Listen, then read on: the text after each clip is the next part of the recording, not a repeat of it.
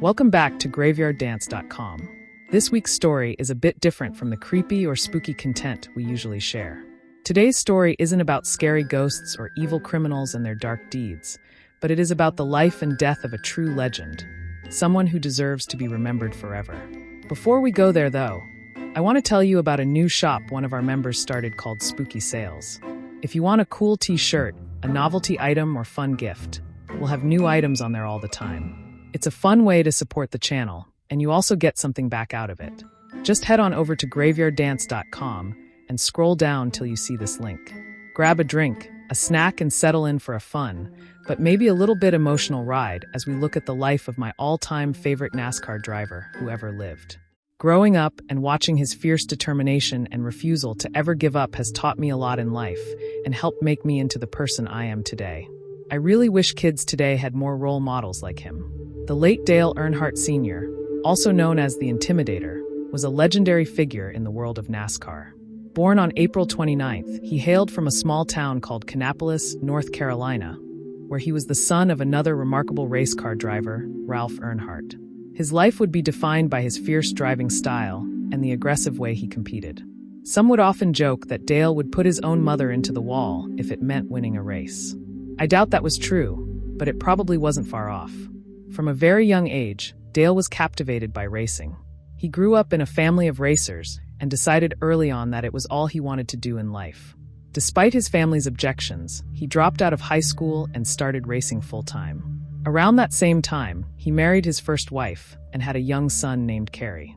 Unfortunately for Dale, his skills as a driver weren't as honed as his father's, and he didn't make enough money to support his family. As a result, his wife left him and took their son, which must have devastated poor Dale. However, it wasn't enough to break his racing spirit. If anything, it made him more determined than ever to become a winner. In his mind, losing was not an option. His big break came in 1980 when he secured a spot in what was then called the Winston Cup Series. Over the course of his career, he went on to win an astonishing 7 championships, a feat that has only been accomplished by 2 other drivers, Richard Petty and Jimmy Johnson. Beyond his championships, Earnhardt's impact extended far beyond his on-track success. His iconic black number 3 Goodwrench Chevrolet became synonymous not only with his name, but with his legacy. His popularity among fans was unparalleled, and his legions of supporters, known as Earnhardt Nation, remained fiercely loyal throughout his career. This was partly due to his down-home, good old boy persona, partly because of his relentless driving style and refusal to lose, but also because he was a hard-working man whom everyday people across America could identify with. He was one of them, a man's man who wasn't afraid to work hard or drive even when he was in pain. Once, he drove with broken ribs, and anyone who has ever had broken ribs knows how painful that can be.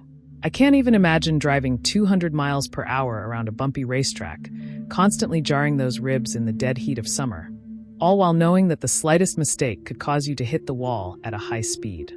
That takes serious nerves of steel. Watching Dale race was a must for my family every Sunday. It was one of the few times, if any, that my dad and I actually got along. He was a Jeff Gordon fan, and I was a diehard Dale fan. I often joked that I would miss my own wedding before I missed Dale racing. Ironically, that almost happened. My fiancée at the time tried to schedule our wedding on a race Sunday, and I told her no, I wasn't going to miss Dale race. Thank God I did too. That was the day Dale won the Daytona 500. After 20 years of coming so close so many times, he finally won the one race that had eluded him. Funny story about that particular race. Right before that race, a little girl and her family had came to the track, and they came upon Dale and asked him for his autograph. Dale adored children and signed everything he could for anyone that he could. As he signed the little girl's autograph, she handed him a single penny and told him that it was for good luck, and as long as he had it with him, he'd win the race. He glued the penny to the dash of his car right away so he'd have it for good luck. Dale had won every race under the sun, except the Daytona 500. The race had eluded him for 20 years. He said that when he took that penny from the little girl, a feeling came over him that he knew for sure he was going to win the race that day, and sure enough, he did just that.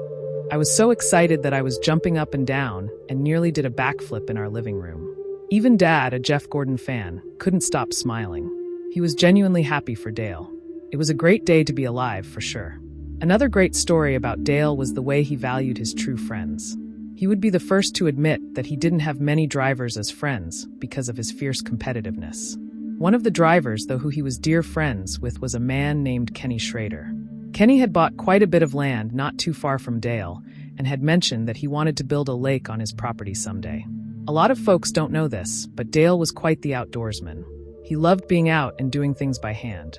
So he arranged for Kenny to be gone for a while, and while he took his own bulldozer over to Kenny's property and dug him out a large lake so the friends could go fishing together on their rare days off. On the track, he may have not been a very nice guy, but off the track, he had a heart as big as Texas. Tragically, just 3 years later, on February 18th, on the final lap at that very same track, Dale Earnhardt would die doing what he loved most, racing. For many, myself included, there was a certain irony in the way he was actually killed. In all the years I have watched Dale race, and I was there from the very beginning, I can't think of a single race where I have ever seen Dale let anyone win. Winning was everything to him, just shy of his loving family. Yet that is what it seemed like to me. On the final laps of that race, Michael Waltrip was in the lead, driving a car owned by Earnhardt himself. In a close second was his own son, Dale Jr. Michael had come so close so many times to winning, but just as the 500 had eluded Dale so many times, victory also eluded Michael. Dale thought highly of Waltrip and wanted to see him win a race, so it looked as if he was blocking other cars from passing him to secure the win. For once, Dale was going to give up victory lane to help someone else win a race. He would have loved to congratulate Michael on his first win, but he would never make it over to Victory Circle for the festivities. On the final lap, the number 40 Coors light car driven by Sterling Marlin made contact with Dale's rear bumper, which caused him to lose control and hit the wall. Many blamed Sterling. I, for one, did not. I watched Sterling's entire racing career, and he was not a dirty driver. He would never have hurt his friend Dale. I'm sure if Dale could speak to us from the grave, he would have been the first to say that it was just racing and an accident. He lived and died doing what he loved to do. How many can say they went out like that? The news of his passing sent shockwaves throughout the racing world. If there was any possible silver lining from his tragic death, it was that it pushed NASCAR to implement many new safety features that would no doubt help save lives from then on, including the Hans device, which would have most likely saved Dale if he had been wearing one, and softer barrier walls that would lessen the impact from crashes into them. Although his death left family, friends, fans, and drivers alike mourning for many years, his legacy continues to endure even to this day. Go to any racetrack and you'll see Earnhardt t-shirts, hoodies, hats, flags, and just about anything else you can imagine. He will never be forgotten, and rightfully so. Off the track, Earnhardt was a beloved family man who cherished those around him. He was married 3 times throughout his life and had 4 children, including former NASCAR driver Dale Earnhardt Jr. Anyone who has ever watched Dale Jr. race, especially at larger tracks such as Talladega and Daytona, knows that he must have taken some pointers from his dad. Although he may not have the championships that his father had, he did acquire whatever knowledge his dad learned to get him into Victory Circle, because he has done so many times, just like his dad. Both Dale's life and his tragic passing are intertwined with the sport of NASCAR.